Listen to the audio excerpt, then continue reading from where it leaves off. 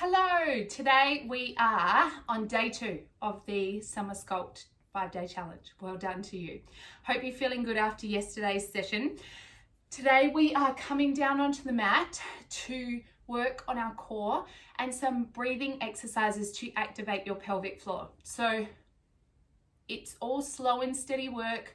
I completely understand the temptation to go, nah, not gonna do it, but please stay with me. I'm gonna make it short, sharp, and shiny, and then you've got your little task for the day. So I don't want you to miss out on that. So come to laying down on your mat or carpet area and find yourself in a neutral spine. So what that means is that there isn't a big gap under your lower back. You can't fit your hand underneath, and you're also not pressing your lower back into the ground. The back of the neck's nice and long, so if you've got a ponytail, it often needs to go out of the way or go up higher. So chin is slightly towards the chest, and then the shoulders are just relaxed. So often we hold a lot of tension here. Try and relax it. I like to turn the palms up and just have a couple of breaths here while tilting your pelvis. So if you imagine having a coffee cup on your lower tummy, you're tipping the coffee down in between your legs, and then you're tipping it onto your belly button. So we're just going to tilt the pelvis in both directions, and then neutral spine is basically where you feel a strong point in between those two extremes, where you feel like if a kid was going to come and jump on you, or someone was going to tickle you, you feel like you could handle it there. So here, staying with those tilts for a little bit longer, making sure the knees aren't wobbling in and out. We're going to then tip the coffee between our legs, then tilt the other way, start to tuck the tailbone under and roll the hips up off the ground into a bridge position. So here in yoga, what we tend to do is lift the chest right up, whereas in Pilates, you want your shoulder blades to be in contact with the mat, and you want the lift coming from the hips. The core's working, the glutes are working, and you're really pushing through those heels. Toes are nice and relaxed. So inhale here, and then exhale, articulate back down. So trying to articulate the spine like a string of beads. We're trying to lift one bead at a time. Thinking of your spine as a string of beads, I should say. And then on the exhale, rolling down one bead at a time. So we're going to go one more here. Inhale, exhale, articulate up and down. Good. Then I want you to have a deep breath and let your tummy expand, let your chest expand, and then let your pelvic floor release, right? Then exhale, I want you to lift your pelvic floor and then think of funneling your rib cage down and across towards your opposite hip. So don't worry, we're going to do that again, right? Inhale, let everything expand. Take your hands to your rib cage, and then I want you to think about as you lift your pelvic floor, exhale and push the rib cage down. Keep the hands on the rib cage. Let's inhale. Feel them come apart and away from each other if you can, so opening out. And then exhale, lift the pelvic floor as you funnel the rib cage back down. If you take your fingers across your tummy, there should be a firmness there. And I don't mean there should be an absence of wobble, because I've got plenty of that. We've all got a bit of that.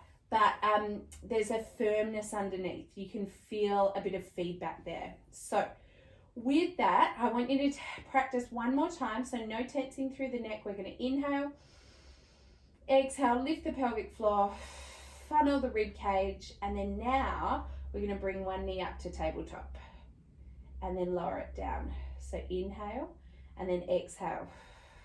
One knee up, inhale down. Exhale, lift and down. So I don't want you to get too bored. I don't want you to overthink it. I don't want you to stress. I just want you to gain an awareness of your core. So there's activation here, and it's not really soft and it's not wobbling. Like you don't feel like your knees are coming up like this, you know. This is your core. It's like is holding the whole situation together. So we want to make sure that it's working well, right? So then here on our final one, I want us to take the arms up overhead, keeping that rib to hip connection. So if you feel like you want your rib cage to flare, bring your arms up a little bit more so you can find that neutral spine. Extend one leg out long, and then here we're going to bring the knee in. Exhale. Inhale. Keep that rib to hip connection. Keep that core strong. So you might be used to lifting and doing really strong crunch work, but what we know now is that that doesn't actually make your core stronger. It might make your superior muscles stronger, but that's not what keeps our lower back out of pain, and that's not what keeps our posture strong. What we need to work on is the transverse abdominis, which is those lower, deeper abdominals that we've been trying to recruit as we do this breathing. Your transverse abdominis are also connected to your pelvic floor. So when you have activation, lower that leg and let's go to the other side. So inhale and then exhale. So when you activate your pelvic floor, your transverse is working as well. So rant over, let's move. If you're still with me, I know it's hard.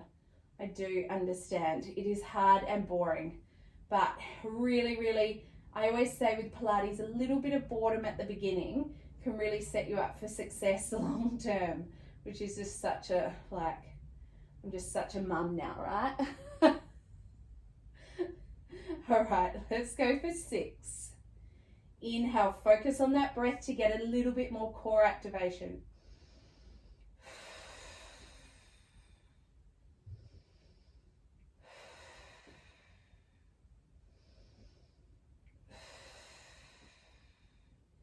Good. And here we're going to extend one leg out long, point one toe up towards the roof, and then catch one leg and throw away the other.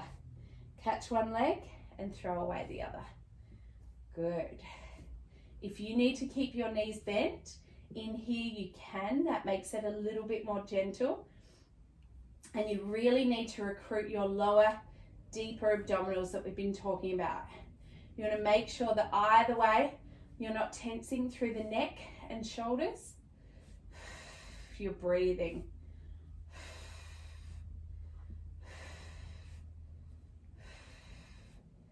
Good. Let's go 5, 4, 3, 2, 1. Hug those knees, roll over your lower back. Beautiful. And let's come up to sitting. So hands behind the backs of the knees, elbows bent. You can either roll to one side or use your exhale to slowly come up to sitting.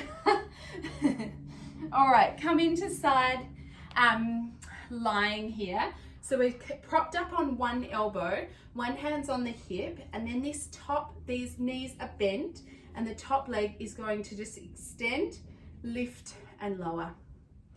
So side plank is a really gentle but effective way of working our core. You don't really feel like you're doing much, but it's doing a lot. Your legs working, you're balancing, your shoulder girdle is strengthening, so it's really important not to fall into that joint. You want to try and lift up and out of it. You're only taking the leg up as far as you can without hinging into the waist. You don't want to be going up and down. You just want through the waist. You just want it to be nice and smooth. So let's go 4, 3, 2, and 1. Then hold this leg up, Take the arm out overhead and we're going to bring elbow towards the knee or the hip. So twist and then twist away. Twist, twist away. You'll feel your obliques working really gently. Feel your lower, deeper abdominals working. Exhale, inhale. Good, let's go 3. Exhale, 2. 1. And swap to the other side. So we'll come up and over, propped up onto this forearm. Knees are bent, lifting up and out of the hip and shoulder, and then extend and lengthen, lift and lower. Good job. Find a position on your hip that feels comfortable, and if you need to, you can always come right down, because you can sometimes find that your hip can't get comfortable. But if you can, try and stay up on your elbow. It just makes us work that little bit harder, you know, when we want to be lazy and just lay there, but it just pushes us to go a little bit more. But not every day you can push yourself, you know. Some days, I always say to people in She Moves, if you only have 30%, just come to the mat with 100% of that 30%. You know what I mean? You don't have to show up every day or whenever you do it feeling the best. The aim is to feel better afterwards, you know? All right, how's this feeling? Core on, chest open. We can do it. Okay, let's go 4, 3, you're doing well. 2, 1, beautiful. Then reach that arm out and we're going to, what are we doing? Bending the knee and extend. Bend and extend. So you really feel when you take that arm out and look down, you're getting that slight rotation, which really works the core. Super low impact, gentle on all the joints. And remember, you've got that option to lay your head on your arm or on a pillow. 3, exhale, 2, and 1. Good. Now coming up to Z set, which is where this bottom knee is now in front, sitting up nice and tall. So you're really trying to get both sit bones or both bum cheeks on the mat. Reach those arms out wide. And then here, we'll reach up and over, beautiful big stretch. It's my favorite thing in the whole world to do. And then come down, almost my favorite thing. Good, and then we'll swap the legs around. So shuffling them around, sitting up nice and tall. You might find there's a difference from one side to the other, which is pretty normal. So we can lift the hips when we're going towards this front knee, but that might be too much for you. You play around with what works, and then come down and reverse. Oh, lovely. Nice and chilled, and yet super effective.